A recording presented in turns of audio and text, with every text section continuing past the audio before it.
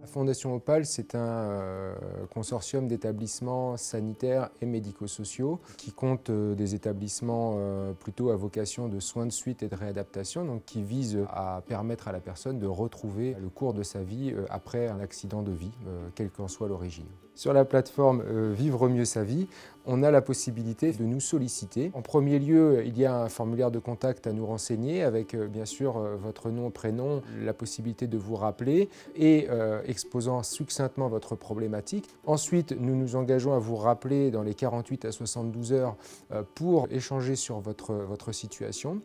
Et puis, par la suite, engager un entretien téléphonique à raison d'1 heure, à l'issue duquel on pourra vous formuler un certain nombre de recommandations, certaines préconisations et certaines orientations.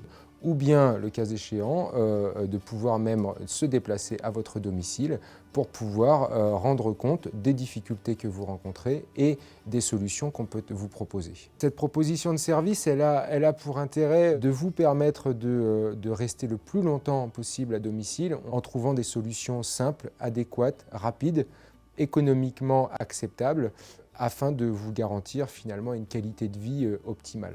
Alors un exemple concret, une personne qui aurait du mal à s'asseoir et se relever de son WC, eh bien, c'est trouver les solutions d'adaptation, que ce s'agisse d'une barre d'appui, qu'il s'agisse d'un cadre rehausseur de WC, de façon à ce que ces personnes puissent faciliter leur quotidien autour de ces activités basiques, mais ô combien essentielles dans son quotidien. L'occasion pour nous est donnée quand on va à domicile et qu'on rencontre les bénéficiaires de pouvoir justement proposer ces solutions qui parfois sont d'une simplicité presque enfantine, mais qui vont solutionner pour 30, 40, 50 euros des problématiques de vie quotidienne. Je prenais l'exemple du WC, mais l'accès à la baignoire qui pose tant de problèmes, parfois ne demande pas un gros investissement avant d'engager des frais plus importants.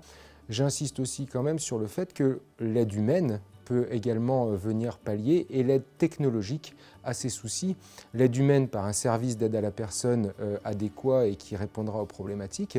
À ce sujet, on a également un service social qui peut vous accompagner par rapport à ces problématiques, en recherche de prestataires également sur les financements de ces dispositifs.